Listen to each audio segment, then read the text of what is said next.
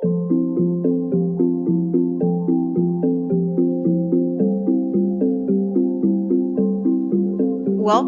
to another episode of ONPHA's Opening Doors podcast. My name is Marlene Coffey, and I am the CEO with ONPHA, and I will be your host for today. We're coming off a federal election, and we saw Mark Carney and the Liberals win a minority government. And as the dust settles in the weeks following, it's clear that affordability, and particularly the urgency around housing affordability, is impacting Canadians. At ONPHA, we've put forward a pre-election advocacy platform that was actionable to the federal government to build more, protect what we have, and support community housing providers. And within that platform, we have 7 key recommendations to government, which are very actionable. So why does all of this matter? Community housing is the bridge between homelessness and home ownership, with lots of opportunity in between that continuum to support families, seniors, newcomers, essential workers, and others who all play a critical role in Ontario's social and economic fabric. We're calling on the federal government to build more community housing, to protect the community housing that we already own and operate, and of course to support providers in the supports they provide to tenants. In this episode, we're bridging together a panel of community housing providers who really are experts in their field and can bring us some perspective. We're asking them to unpack the election results and share with us what their take is on those results, and of course, reflect what's at stake for community housing providers. Joining me today is a moderator to help us discuss, and her name is Alex Armanious, who is the Manager of Government Relations at StrategyCorp. She's known to us and a friend of ONPHA in the years of work that we've been doing to develop and build bridges with government. And so, Alex, I would like to welcome you here today. So we'll be joined by a panel of esteemed community housing providers to hear from them. So let me introduce our guests. Up first, we have Keith Hambly, CEO of Fred Victor. Fred Victor provides shelter, affordable and supportive housing, as well as essential services to people living in Toronto. With us, we also have Mwarigha, Vice President of Housing and Homelessness Services at WoodGreen Community Housing. WoodGreen is Toronto's largest non-municipal affordable housing provider that offers a full spectrum of support services here. We also have with us Adam Sweedland, CEO of the CityHousing Hamilton, and a municipally owned affordable housing provider in Hamilton. And so thank you all, Alex, and to our panel for joining us today, and I'll pass the baton to you. Thanks so much, Marlene. Well, let's get into the questions and initial thoughts on the election. And maybe, Adam, we'll start with you. What was your reaction when you first saw the election results? Oh, thank you. Thank you so much, Alex. And great to be here with the other panelists, Marlene.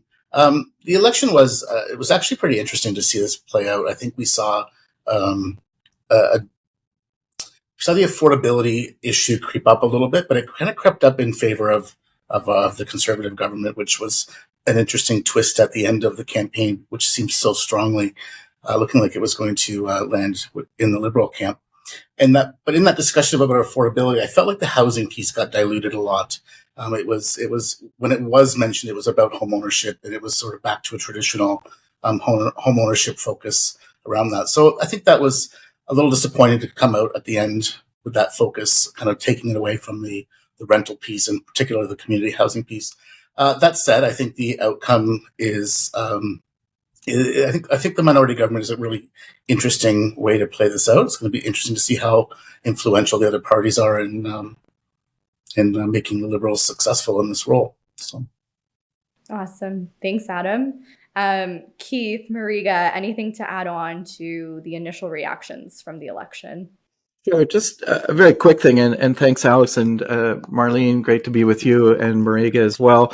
I think, other than being very tired because I stayed up late to see where this was going, but I was kind of heartened to hear about the affordability writ large discussion. But like Alex, I think the housing affordability got diverted into home ownership discussions, and got the areas and the sandboxes that we work in got a little bit short shifted in a focus.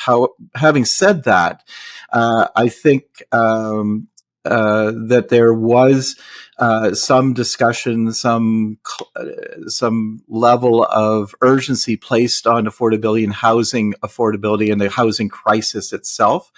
And I know we'll get into more details later in this conversation, but I think that's the heartening thing that was raised during the election. Minority governments, I think the political wisdom tends to be that you can achieve a lot in minority governments. I think that still remains to be seen in this particular minority government. We have the large specter of a person south of the border who is sort of driving the agenda, and whether housing and the types of housing and affordability housing that we're looking at is mixed into, if you will, as a part of a national housing solution across the board, in addition to the home ownership stream. Mm-hmm. Mwarigha, over to you. Yes. No, so I'm actually quite pleased to join this conversation. I guess like everybody else, it was a long night. That I think we have to acknowledge. But I also felt that starting around about December, it was a bit of a race to the right for both parties. And so what we ended up with is a more center-leaning right government. And I think what compelled, or what came out of that, is the definition of affordability. To Adam's earlier point, starts to sound more about competition for how are we going to enable quicker access to home ownership. Nothing wrong with that. And also I also felt that the rush to sort of be seen to be creating the one shoe fits all, solve the whole problem with one stroke, the creation of Build Canada Homes as the entity that will reproduce the magic of the 1940s was a bit of a hoax. I don't know that it was well thought of, but I think it played to the notion of we can solve this problem quickly. And once the housing piece was just reduced to that kind of conversation, notwithstanding that there were bigger issues around tariffs and the 51st state issue, on the social issues, including housing, it became more of a competition for center-right. Everyone offered tax cuts as part of that whole mix of trying to help the middle class move up, it's just too bad. At the end of that night, it's too bad that the NDP lost so much, because even when they didn't win elections, they had sufficient voice to force that center-right piece a little bit more, even to the center, for that matter. So that was and I just to close that issue, and I think it's a minority government in some ways, but it was also felt at the end of the night like we have a bit of a stay of execution in order to solve this problem in the most positive way that is more inclusive to the groups that we work with. Otherwise, in the next 2 years, if that doesn't work out, there's enough new blue territory in this country. It doesn't take much to go the other way. Mm-hmm. And I think that fits in really well to our next question. And Keith, we'll start with you here. But from a housing perspective, what stood out to you the most from this election? I think what stood out was kind of what we've been saying. On one hand, the affordability discussion or comments, particularly as they relate to housing affordability, is a good thing. But on the other hand, as Mwarigha was saying, the shift and the focus of now the winning party to a center right is more focused on tax cuts and a middle class focus. What's lost in that affordability discussion are the people that I think the three of us work with and who are in our housing the most. People who are living in the margins, people who are homeless or trying to make the transition out of homelessness into housing and some level of stability there. That's, I think, going to be the challenge that we face in this minority government to make our voice heard and seen and responded to when the government is focused on tax cuts, affordability for, say, the middle class areas, and who's left behind in that. I didn't hear very much in the way of deep affordable housing. I think it was just glossed over in a couple seconds in the debates. It just went back into discussions around affordability in the middle class areas. So I think that's the the takeaway and a bit of the impact I see. There was certainly nothing in the way of, or very little in the way of supporting housing development or even the investments in supportive housing or supported housing for people that we work with who have complex issues to keep or to be housed and to maintain their housing. Now, Adam, I'll start with you here and then we'll go back over to Mwarigha. But what message do you think the voters were trying to send, particularly when it comes to housing and affordability in this election? Yeah, that's a great point. I kept thinking about this a lot. The voters that were highlighted were always talking about affordability from the ownership perspective, and they really tapped into that base. And I think that's a missing part. I get it. We have to encourage that. But it really did, just at the end of the day, not the message around community housing, message around rental housing, supportive housing in particular. It not only got glossed over, in all the platforms, really, to some extent. Maybe less or so in the NDP, they kind of did pick up on it. But it never caught with the voters, the messaging for the voters. It never took hold. And that's disappointing. I think that's very disappointing. Mm-hmm. Mwarigha, over to you. I think all that is true. I do think, though, that the one thing that there was a significant departure from in this election is sort of trying to frame the housing problem with a much more sort of broader sense of the different components of the housing continuum, starting from the supportive to the home ownership.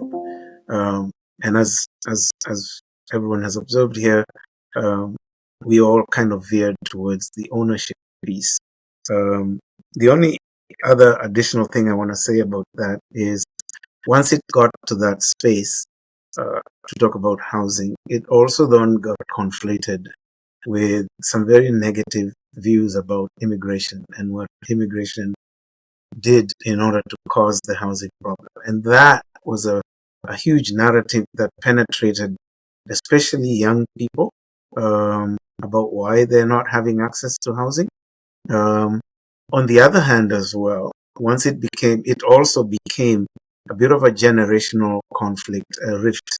And that's reflected as well in the outcome, where most baby boomers felt that the safety of their equity and what the housing market had produced in terms of the distortions and overly inflation of the pricing the cost of housing, that of course then translates into those who bought earlier are going to get a big sort of return at the end of selling it. That group now fell into a place of trying to secure the system as is in a kind of home ownership, and then you have the young people saying we don't have access to the home ownership. And that rift has not been settled. It is going to play out in the politics, in my view, in the next 2 years or so, including the immigration issues and how it became almost like a hot air balloon in the whole piece. If we haven't been building housing since the 70s and have fallen behind, it's hard for anybody to objectively really buy into the fact that we had an influx of students during the pandemic period, when we defunded our universities is the cause of the problem. So I think those are some of the things that, as ONPHA and as part of the community housing sector, we need to play very careful into how we craft our message going forward. That's a great segue, Marlene. Back to you to talk more about the commitments, promises, and other policies that can benefit the sector.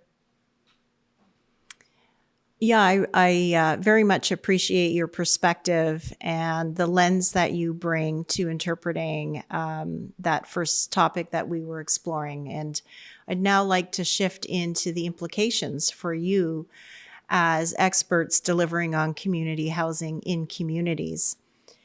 And I'm wondering, Adam, if you could start us off with some of your initial thoughts in terms of, were there any ideas within the campaign that might be sitting with you or caught your attention in terms of what it could mean for you as a housing provider? Yeah, I mean, I think it was encouraging. The commitment, certainly the dollar value commitments, were a little bit more detailed in Mark Carney's housing platform. It seemed like, from my perspective as a housing provider, we would be able to access a bit more funding, and certainly we're building in the way that government looks like they want to be building in terms of environmentally sustainable mass timber builds. So we're lined up well, I think, to tap into some of those investments. That said, I felt that there's a lot of details that are missing from that to give me that pure level of comfort. There was a lot of talk about investing in loans and financing. A lot of it did feel like it was going to go hit the private sector more so than the public sector in terms of that piece. So it'll be interesting to see how this plays out. But generally speaking, I think I'm certainly more positive with the outcome if I'm looking at Mark Carney's housing platform that he ran on versus the conservative housing platform. I certainly feel like I don't have projects in jeopardy, which may very well have happened. And if you recall, when we had the Ontario election, when the Conservatives first came into power, I lost funding for projects that were, in the ground, and had to kind of go back and advocate to get that funding back to me. So I'm glad I'm not finding myself in that position. I don't fear that I'm in that position now. So that's my sort of take on this. So Adam, just thought, how did you recover from that when you were working down a path towards a development, then that got retracted, and now you're coming back into frame in terms of bringing those developments online? How do you manage that? Well, I mean, it certainly takes a little bit of advocacy, a little bit of smart advocacy. I mean, I think at that time, the message was, if you recall back then, it was, the Ford government was new. They didn't want their name associated with anything that came out of the Liberal government. So any funding that had been announced or committed that hadn't been expended, a lot of it was being pulled back, at least publicly. They wanted that message to get out there loud and clear. But behind the scenes, we've got a building, we've got foundations poured that we're working on. So we had to bring in, our local member of provincial parliament and have that conversation with them. And they saw the benefit of it. They picked up the gauntlet, repackaged it as their own, and took the win in the public realm. But it took a lot of work, and it was a lot of fear for us because we did not have access to those funds. And so it was literally a half completed project, and certainly would have been devastating, really. Would have required us to reallocate our funds from probably urgent capital repairs somewhere else in order to complete that project. So to Keith and Mwarigha, do you find that the continuity in a renewed government is helpful to you? Do you have any perspective in terms of something changing along the line of that campaigning? Oh, 100%. And then I'll let you, Keith, round up. I mean, 100%. Like I used the term at the beginning, I felt a bit like a stay of execution. And I truly believe that for our sector, if we have any of our projects in the pipeline, the next 6 months are going to be crucial. And so we find ourselves, for example, the Affordable Housing Fund that CMHC has committed until 2028. But I'm made to understand that the actual money, the appropriations through the budget are up until 2026. So if we're going to start shifting to a new model of affordable housing, namely the federal government's Build Canada Home kind of work, it's going to really mess up a lot of the projects that we've already started and which we had already geared towards the Affordable Housing Fund. We also have a significant number of partnerships with the private sector that are part of our pipeline. And so the magic, or the so-called secret sauce of our partnerships, is being able to work with CMHC and the private partner, and to co-stack the grants and the Affordable Housing Fund loan terms with the private sector. And the condition for that kind of thing couldn't be any better, because of the depressed nature of the private real estate market. So there's quite a bit of opportunity there that we need to take advantage of soon. Otherwise, that window will close, especially if Mark Carney and his government come under more pressure to continue to lean to the home ownership conversation, which, like I said, suits them better because there's a huge constituency of home ownership who felt secure about them in terms of the investment coming to fruition in the exorbitant type of returns that we've seen. So yes, we're on hurry up offense with the projects that we have, in order to make sure that within the next 2 years we're well into the system. Yeah. So Mwarigha, you brought forward some really good particular examples, and I'm wondering, Keith, do you have any examples in terms of policies that you're keeping your eye on?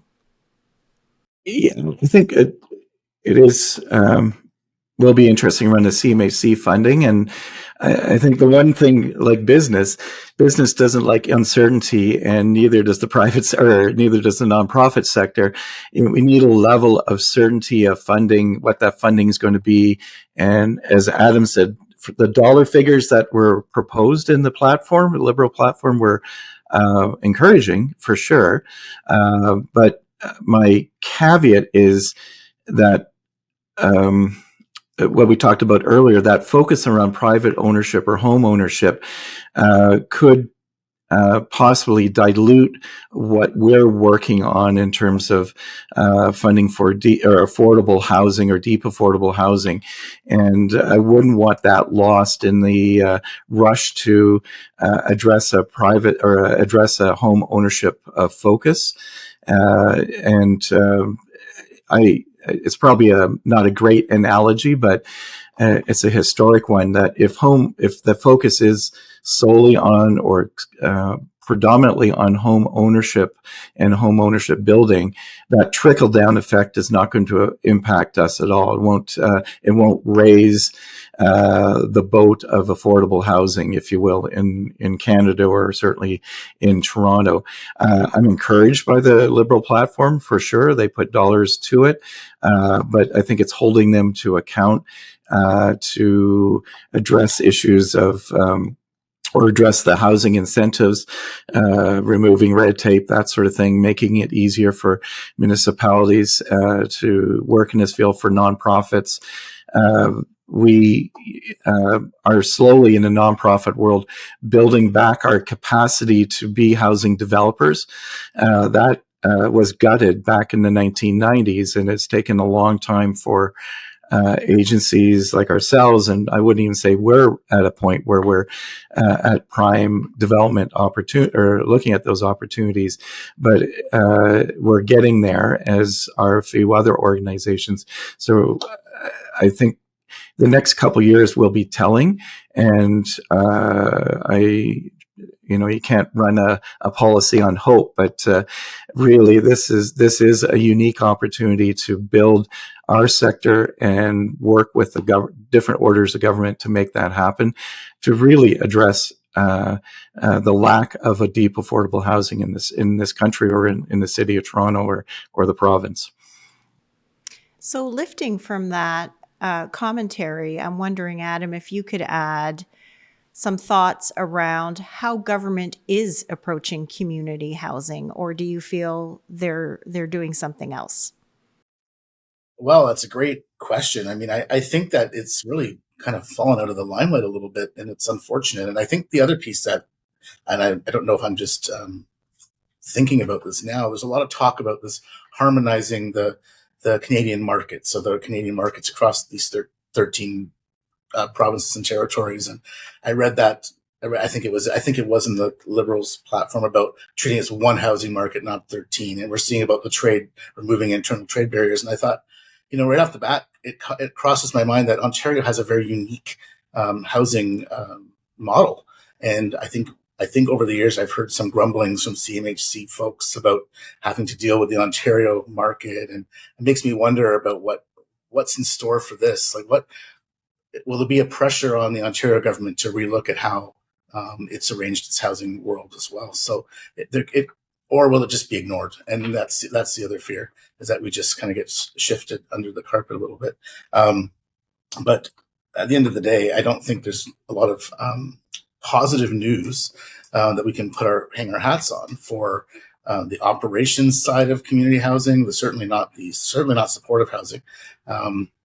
And if we want to build, we have to treat ourselves basically like a private sector builder, and like we've been doing for years. So, but I do wonder how that argument about the internal trade barriers and things is going to play into the housing world, because Ontario has always been, or has for the last 20 years, 20 some odd years, 25 years now, been very distinct from the rest of the world, rest of the country. So. That's a really great point. And I do want to mention to our listeners today that in Ontario, our community housing sector represents more than half of all community housing in the country. And so we are a very major stakeholder in this narrative. And Mwarigha, your organization, is one that actually has some flexibility in terms of your product in your portfolio, whether you're offering straight not-for-profit community housing or some of those services that come into the fold to serve your tenants. Wondering if you have any perspective. Is the government reaching out to you as a community housing provider? What is the role of government from your perspective? So that's a good question. I mean, I think when I look at what is happening for WoodGreen from a government perspective, and I think this is where things are kind of going. There's a whole narrative that the community sector is not in the development sector, but is primarily in the service sector. So you have these scenarios where, the municipalities or the city develops housing, and then at the back end, we're provided the housing as a leaseholder in order to be able to be the service provider in that sense. And nothing wrong with that. That's what we're really, really good at. But it is doing what Adam was talking about earlier, and that is removing us from the front end of being at the table as a co-developer, so that we can support the design and the customization of the units that we need in order to provide the services that are suited to the people that we work with, the people who are aging in place that require modifications in the design, so that we have we have cluster units that are semi-supported or semi-independent, or a whole range of other types of amenities that we need to make sure that our buildings have. And so we're ending up in this cookie cutter sort of, here's what you're going to use. And it's making life a lot more difficult for us to provide effective service for the high need end of the housing continuum. I will say, though, that we still have an opportunity as a nonprofit, as a community sector, not to forget, as we speak about development, that there's a whole preservation of the current stock that we have. And so as we speak to the new government going forward, we make sure that those funds that have been allocated in the last 7-8 years for building preservation, that we're using them effectively and coming together to create the kind of scale that can do that work. Because if we don't do that work, it feeds the narrative that we don't know, our operations are less than. And so we maybe don't deserve some more. So there's a little bit of homework on our part in branding. I also think that we have an opportunity as a nonprofit, as a community sector, to lead and step into that whole innovation of new construction, structural construction systems, into the modulars, into the panelized building. These are areas where the private sector is still very hesitant to embrace because it's not part of their traditional building model. And one of the reasons we exist as a nonprofit sector or a community sector is to jump into these so-called high-risk areas that, in fact, produce housing faster and with good quality. We're not profit-driven, so we can support the government in that way. So if we pivot that way, I think it'll give us an opportunity to speak to them about the importance of our role. That's another great point. And Keith, I'll ask you to round off this particular subject matter. I know your organization is doing some really interesting work in this bridge between housing and health, and particularly getting involved in some of the support services and development of a new kind of community housing. So remembering that we're still on the question of, is government connecting with community housing? What's your perspective on that?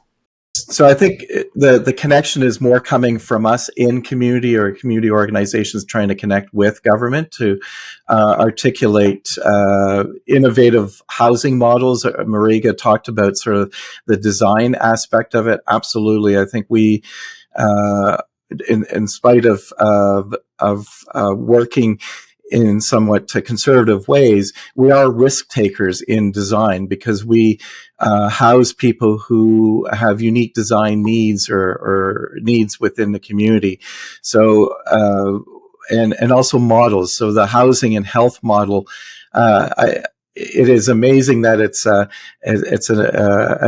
seen as a new model out there, but it's something that I think we've been operating under for years. But what makes the difference in this model was the intentionality, where health services came together with housing at the right time, with facilitation of the city, the initiative of UHN at Dunn on Dunn Avenue, and us as the housing operator to deliver a program that has integrated health and housing services. We do that, and I think Mwarigha's team does that, and I think we all cobble together that for years. We know this, the communities that access our housing are in need of varying degrees of health services.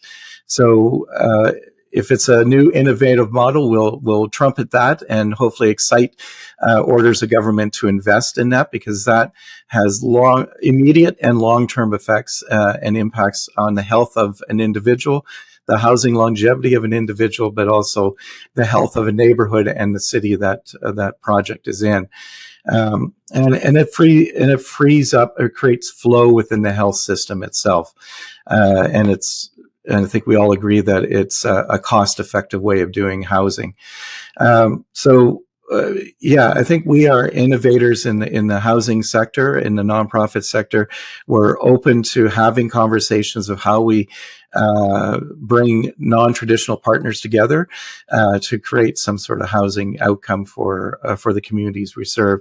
Mwarigha talked about design features early on in the process. And he's right. We're often seen as service delivery people, and we are quote unquote grateful for the fact that, oh, housing has been created. Now we have housing to put somebody in. But is that the right design for that housing? Is that the right configuration? And also, does it have sustainability in the long run? We all are operating housing where people are aging in place, but we have housing that is aging in and of itself. And how adaptable is that to new environmental pieces? Is construction that was done 30, 40, 50 years ago actually aging well or even responsive to the housing needs that we have today? So I think government, whether it's the federal or municipal or provincial, need to really work together on innovative plans to create housing, but also innovative plans to sustain the nonprofit housing and affordable housing stock we have. And I do want to mention something I think a few of us have been involved in is housing acquisition as a very inexpensive, to be honest, in the long run, way of acquiring housing from the for-profit area and retaining those housing units as affordable and oftentimes 80% affordable into that sector, and not losing that housing stock to condo development or other developments. So that is a very quick way. We've done it. I think, Mwarigha, your team has done it as well. It's a way of keeping housing or getting housing back into the nonprofit world and keeping it from going into an unaffordable world.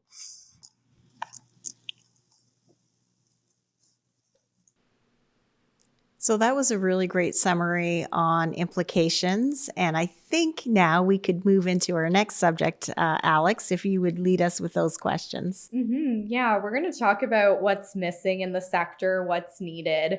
I want to start off here, and Adam, we'll go to you first, but we know that in politics, one thing can derail everything. And we saw that with this election.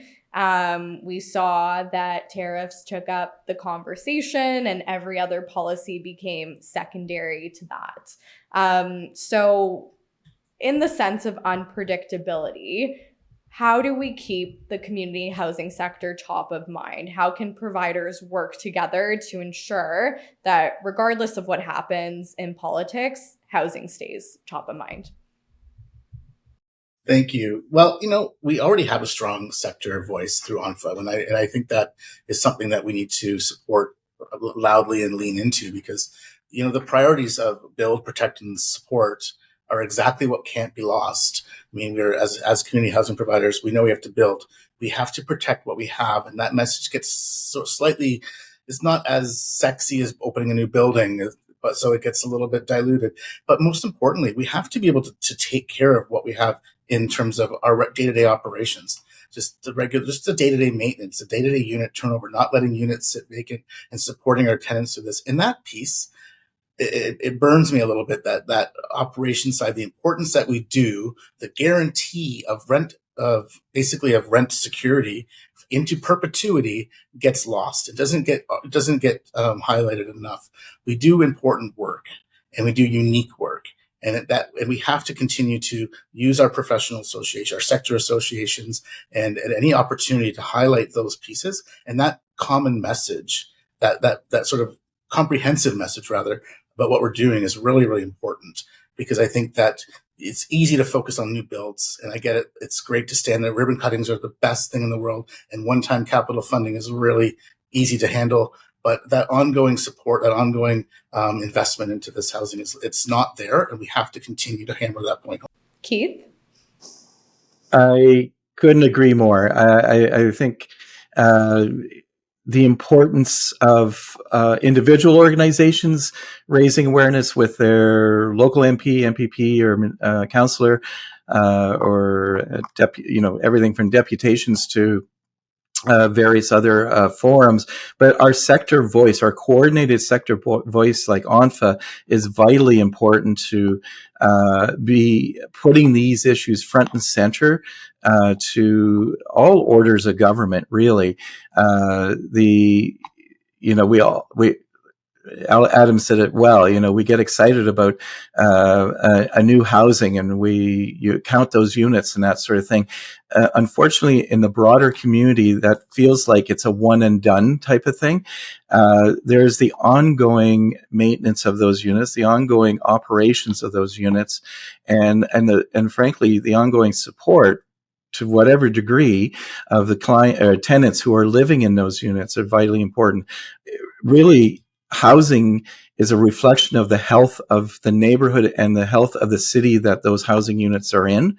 And the young, new, opened housing is the vibrant and all that, but there's a lot to be said for the well-established neighborhoods that have well-established nonprofits embedded as an integral part of the health of that neighborhood. That should be celebrated as well. And the sector communicating that, and it's communicating that to not just the governments and the orders of government, but to the communities and the neighbors that we work with. I think what struck me in this election, there was such unanimity around a common purpose against somebody south of the border that rallied us, that got our elbows up. I would love to see elbows up on a housing piece.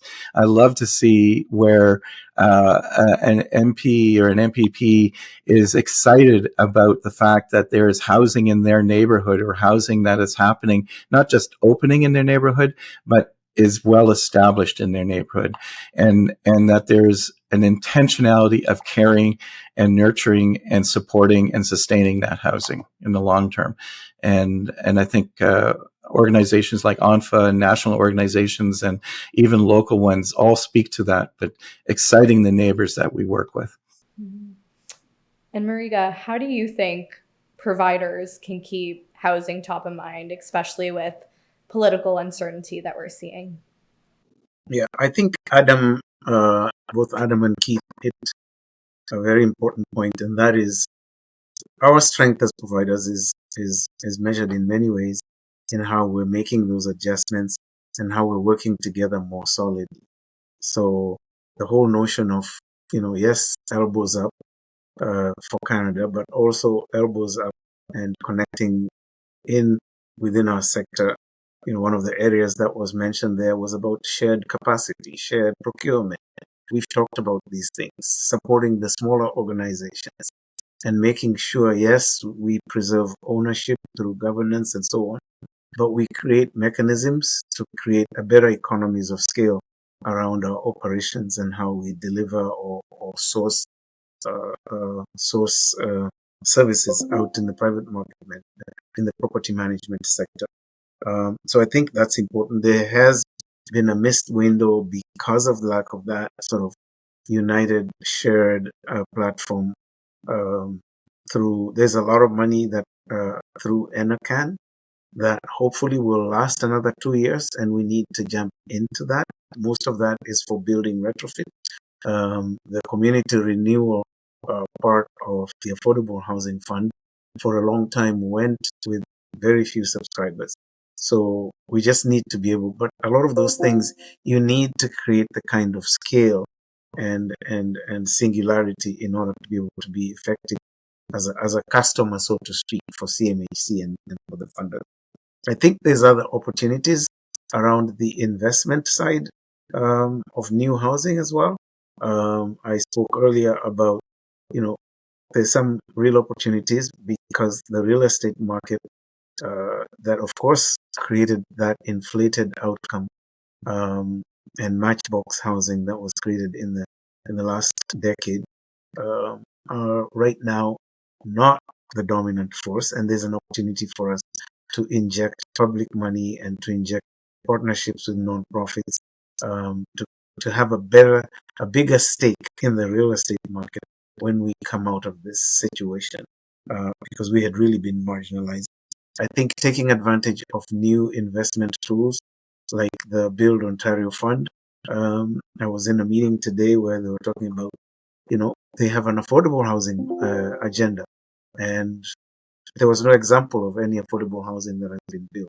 So just making sure that we stretch into the system and look for some of these opportunities.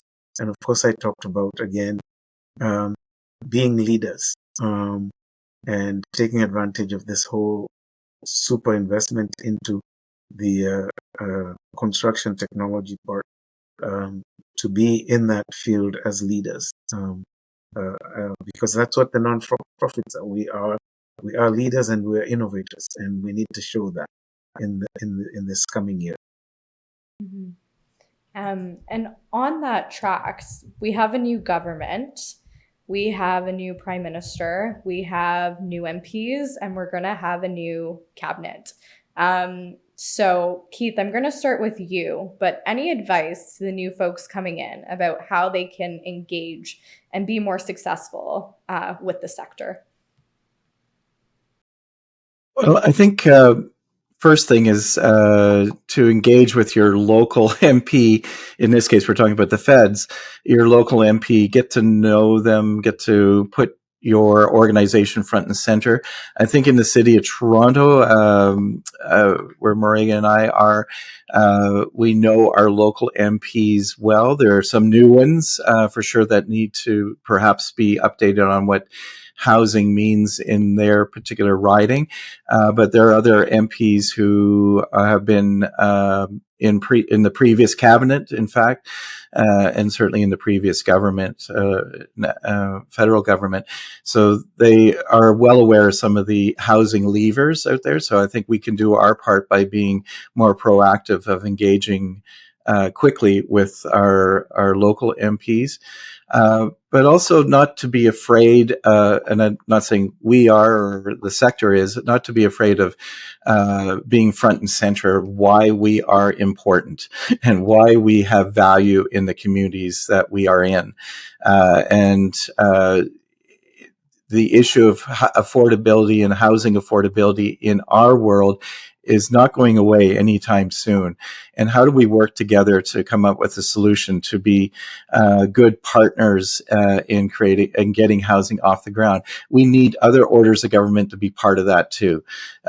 We talked about the provincial role. Absolutely, there needs to be a coordinated role with the province and with the municipality. And how we work together and getting housing off the ground as quickly as we can, as sustainable as we can. And I can't forget about the private sector too. I think they do play a role. They have levels of capacity there, but I think recognizing that we add value to their attempts to look at housing and affordable housing in this, at least here in the city of Toronto, that we are good partners and we are exceptional innovators on creative ideas. And also look at unlikely partners like hospitals, for example. Hospitals have land, I have to say. Are there opportunities there to actually work together? And Adam, and then over to Mwarigha again, any advice for the new government coming in to work with the sector? Anything they can improve on? Anything providers should do to engage with their local MPs? Any advice coming in for the new folks? I mean, I know certainly Keith said it really well. I mean, you need to know your local MPs are at the federal level in particular now. And, we have some new MPs, and that's an opportunity to bring people out and to provide that education on the housing piece. I think the other thing is to harness the energy. So there's still some energy coming off this election, and it certainly, if the Liberal government is our minority government, I wasn't compelled by any of the housing plans, as I said, but his maybe had the most energy behind it, if I could use that word. And so there's something to tap into there. They want to demonstrate progress. So find a way to tap into and to demonstrate that progress. I mean, grab those opportunities. I know we're building a mass timber build. If that's something that's going to be a priority to them, I need to get out there and showcase that right away so that they can use that as an opportunity. Also, we need to tap into what their priorities are outside of the housing world. And I think Keith was getting there, touched on it.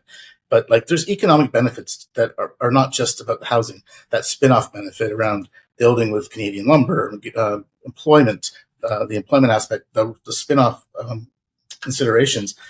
They're going to need those, and they're going to need those numbers, and they're going to need to be able to demonstrate that their investments are not just hitting on one goal, but they're hitting on multiple goals. And I think that we have an opportunity to make that argument and align our asks and our discussion points with them, with their broader suite of priorities. So that's where I'll be thinking about as I start to engage the local politicians. And that's a good point. And at ONPHA, we say $10 spent in community housing is $20 saved in other social services. The dollars stretch much further than just housing. It prevents people from going to hospitals, incarceration systems, shelters, and speaking to the issue of the day, I think, is what has made ONPHA so successful in its advocacy, and it's being nimble. And I think at ONPHA, if we can give advice to providers, it's exactly what you said, Adam, being nimble, being able to adapt to the messaging of the day, and keeping community housing at the center of that. Before we round up, Mwarigha, any advice for the new government coming in? Just very quickly, a couple of things, a little bit of positive light into, the whole process of the election. We didn't get a lot of affordable housing up front in the conversation, but we didn't get as much negative publicity as we've had in some other election moments. So it may be just a scenario where the Liberal government pivoted that way in order to win the election. But I think there's an opportunity there to say, I know that's what it was, but please remember, when we were in partnership over the last 15 years, we've actually put together the housing continuum so that we have a much more holistic, and this is where we're at in that whole thing. So I think there's a window there. I also think that we can lean into Mark Carney's, statement that he makes consistently, and that is, he says, Canada is different. It's going to be different. The way Canada used to be with the US is no longer, and I guess by implication throughout our position throughout the world, and the building of a much more self-sufficient economy.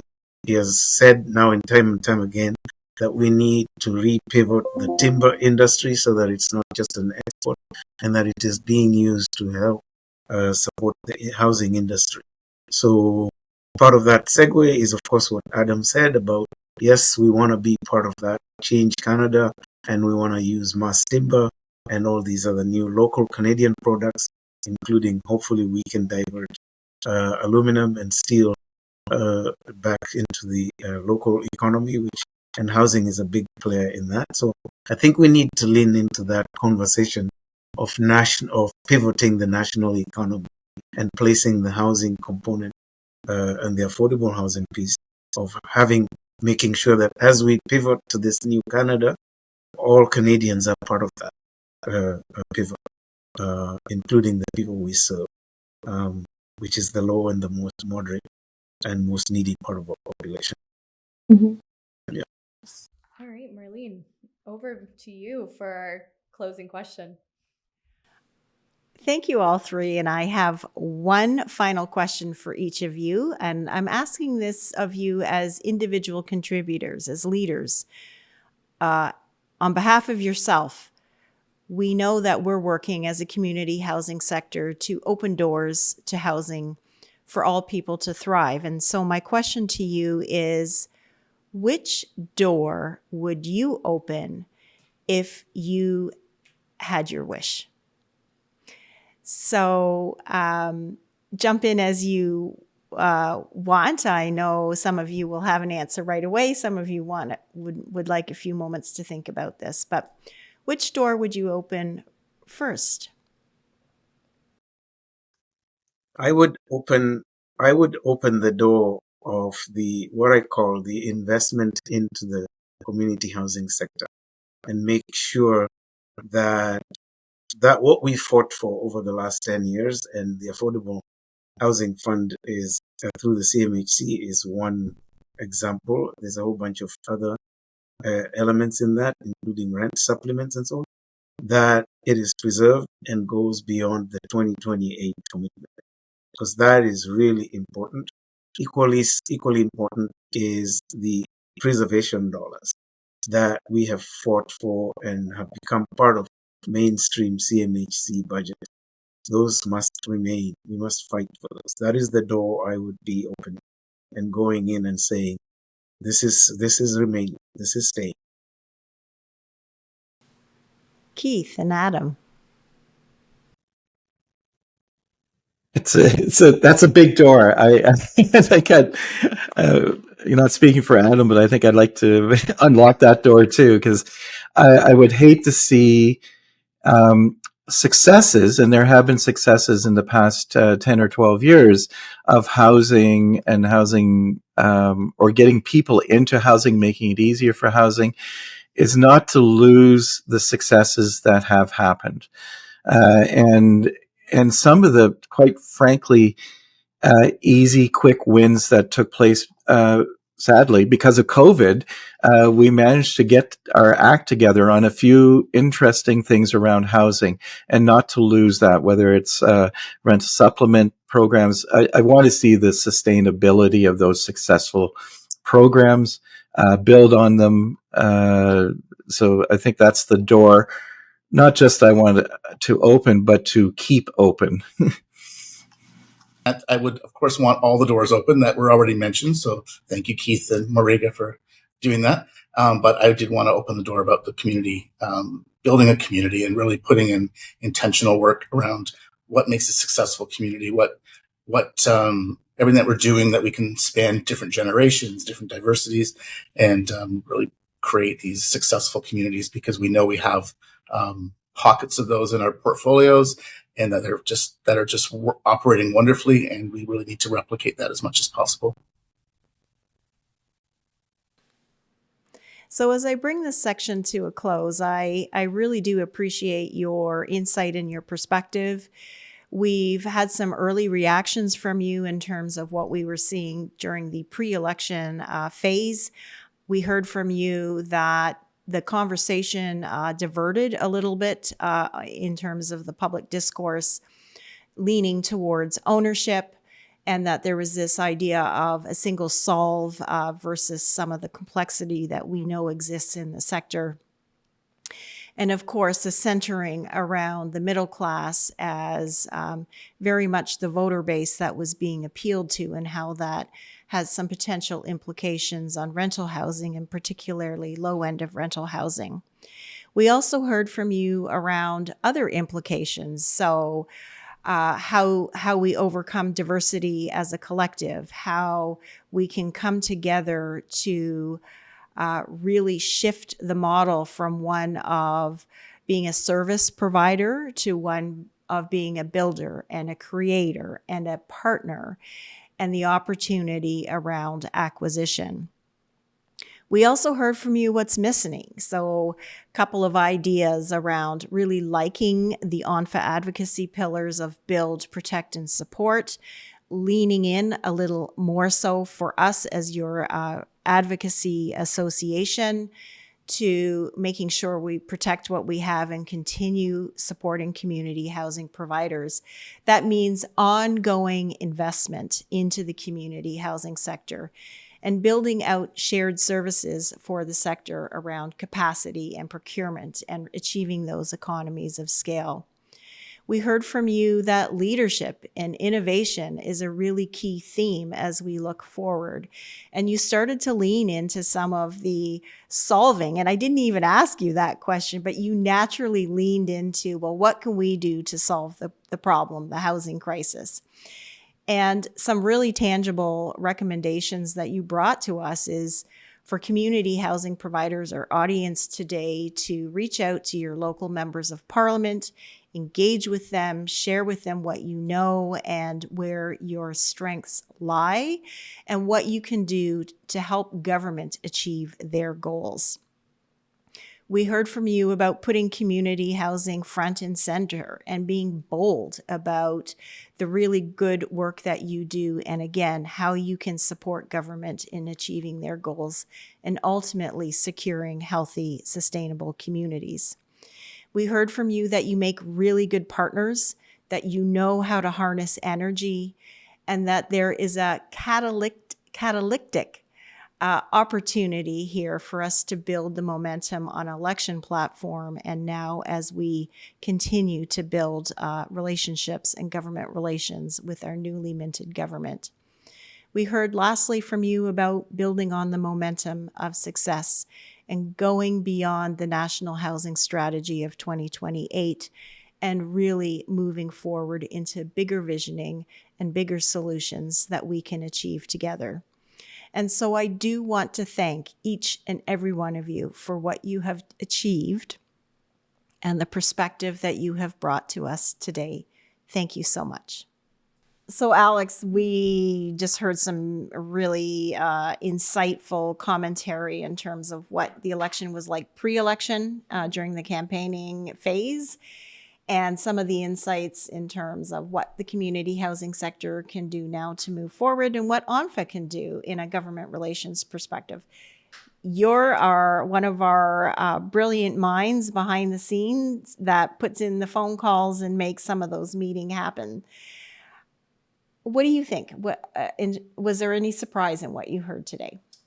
That's a good question. I don't think there were any surprises. And having run ONPHA's advocacy for several years now, I see us in a completely different position when we started. When we started with advocacy, we were practically begging to be heard and to have the sector heard. And now we see government coming to us, releasing big housing plans, prioritizing the community sector. But I don't think there's any surprise in saying there's still a lot of work to go, especially in terms of the difference between home ownership and nonprofit and community housing, and that it's a different spectrum. Mwarigha made a really good point when he said tons of different policy issues are looking negatively on the community housing sector. And I think from our perspective, we turn that to government and say it's all impacted and it all impacts the community housing sector. And it's all correlated: immigration, education, healthcare, criminal justice. All connects back to housing, and it all connects back to Canadians being able to have a safe and affordable place to call home. I don't think it's ever going to be an easy battle for community housing. I hope there's a day where it isn't, but I do feel very, very inspired by the path we have ahead, especially with CEOs like Mwarigha, like Adam, like Keith, who are leading the way. So all in all, I think we're in good shape, and we have really, really strong providers that we can tailor with our advocacy, and a new government that's eager to act on housing. Yeah, what I heard is that we have 3 incredible leaders in the community housing community that have each had a different experience. We've seen some very innovative and creative work happening around development and acquisitions, delivering services in different way, and more of a boldness, I would say, in terms of what they can do for communities and providers and governments to achieve this collective win.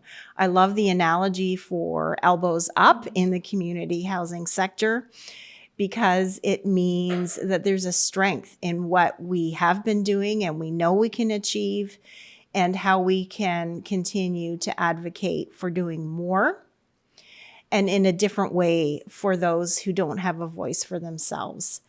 My perspective is that the community housing sector has possibly been shy or overlooked in the decades leading up to this moment. And we're at this very, very special time right now. I continue to believe in the fact that we own and operate $38 billion of assets here in Ontario. That's more than half of everything across the country in terms of community housing stock.